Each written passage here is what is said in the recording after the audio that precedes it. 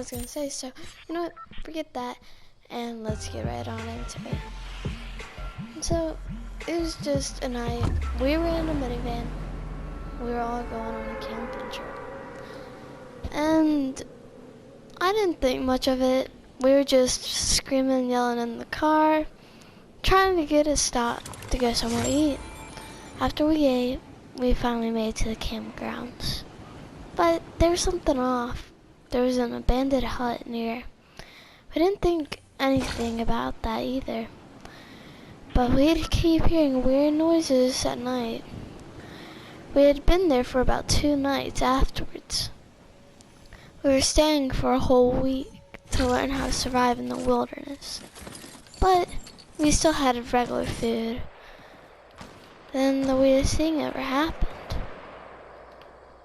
I heard something, and then I just felt a cut in the back of my calf. I was bleeding a lot. I woke up everyone saying that there was someone. Oh no, things were just getting started. There was a person. That's what all my friends were saying. A person that used to be here. There was no Wi-Fi out there. We had to read by old books. And there was this one old book that I actually just found laying on the ground. I opened it up, and what I saw, I closed my eyes and tried not to believe it.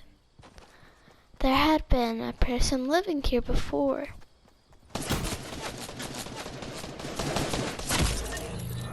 The name was, I couldn't read. There was too many smudges on that page. But it says anyone who goes there, goes to her forest, will be killed at night. I was personally scared, but we had been there. We slept in the minivan, and tonight we were sleeping in our tents. And I looked back at my calf, and I realized it looked like a message she had wrote. It showed, "Don't fear, love. You'll be somewhere better in no time." Those cuts I had saw.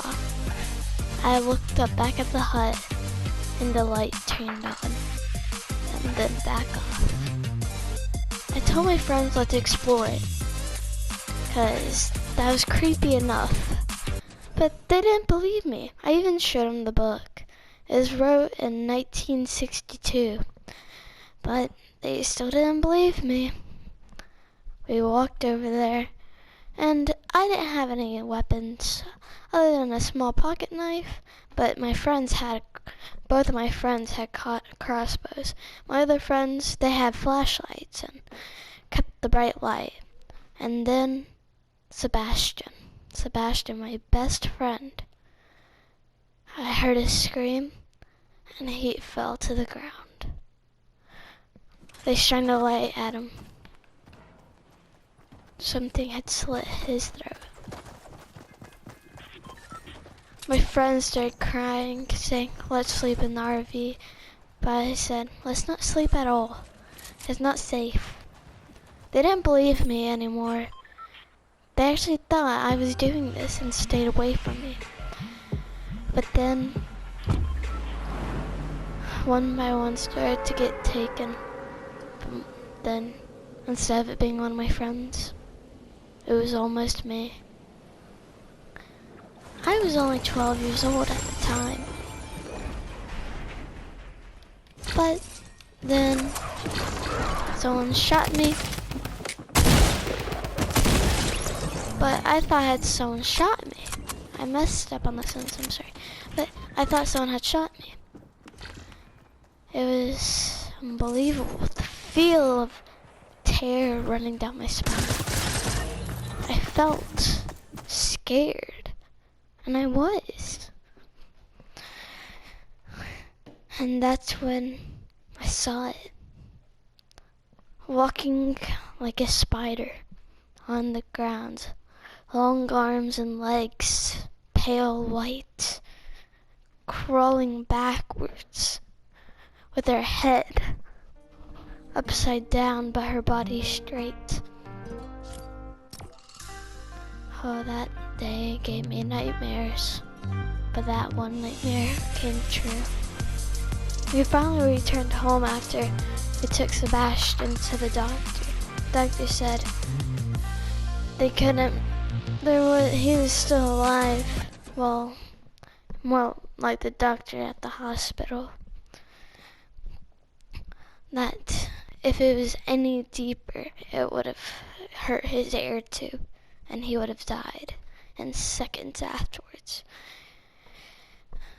We got home, but I noticed that there was something weird outside my window. And they were my friends. They didn't live with me, but we stayed together. And we asked my parents, if they could stay. They said, sure. But we actually made a hut. 2 stories out of pillows. Using pillows and blankets and chairs and all of that. And my mattress. But that's when things actually just got started. We all stayed together that night, and we closed off all the entrances and exits with cardboard. We got even wood. My parents asked me how this all happened. I said, oh, he just fell on a stick. I was too scared to tell the truth. And they said, how'd it come there though? I said, it was a weird coincidence.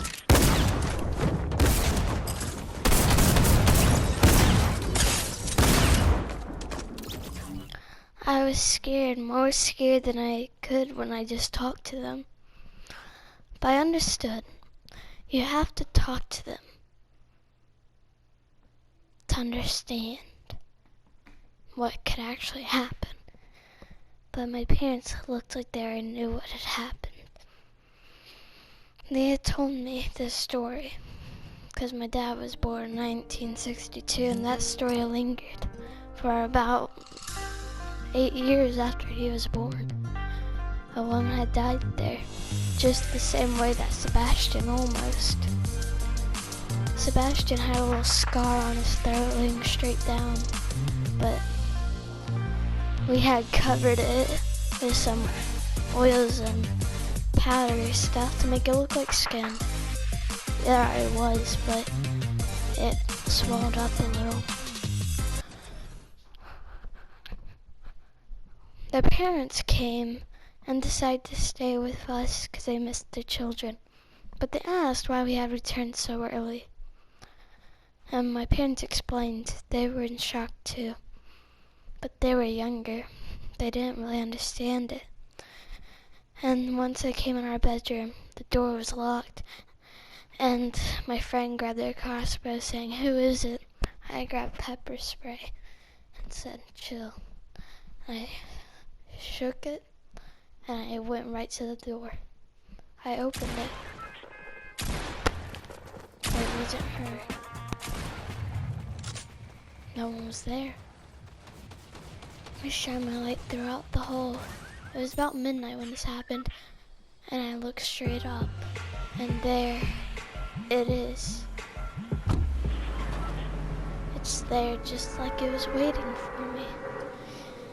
Right on the roof where the ceiling crawled down and grabbed me. My friends saw me struggling. I used my pepper spray multiple times only to hurt myself. I was gasping for air, being choked, but that didn't solve anything. She wanted more, it was like she wanted to finish me forever. I didn't want that, but she did. I asked her one last thing before she almost killed me. Why are you doing this to me? Why is it your campground? I had whispered into her ears. She suddenly backed off from me. Didn't tell me anything. But then, her finger got closer and closer to my face. She said, "You're coming with me." In the slightest but strongest whisper I'd ever heard. And that's when either I had probably died or something else. I didn't want to die at this point. I was only 12. I couldn't really risk dying at an early age. So I did grab the only thing I had, that pepper spray. And instead of just being with her and going with her to be probably executed. And there was probably way more. What? There was kids, I thought there. Other kids that were turning into just like her. That was nonsense, I thought. But it could have been true. I didn't know what to think at that point. And that's when another kid, Lila, she wasn't too important from this story, but Lila, she did what she had to. She grabbed my dad's fake, one of his fake plastic swords, and she said, just like the battle, not the Battle of the Beast, I don't know what it was called, but just like she was killing a dragon. And instead, as soon as that happened, I saw a real blade, something that could really kill a dragon. I grabbed it, stopped Lila, and let Lila do the honors. After that, she was on the ground. Our parents rushing to us, asking what happened. And there's a dead person on the ground, but she is turning back to how she was. That was originally the same look of my mother after what happened. And she told me everything. She said, before I was even born, she had a twin sister way older than her, who loved that forest, loved it so much. I said, that doesn't mean she can kill whoever she wants. But she was killed there. We were just trying to have family time. And that's when,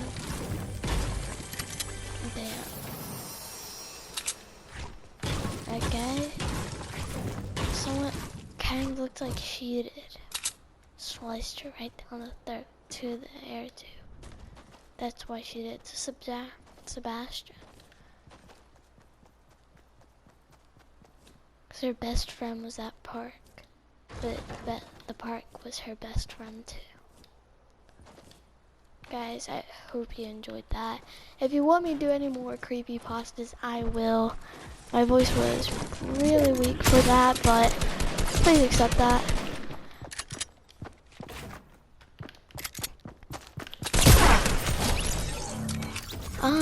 And thank you for watching this video.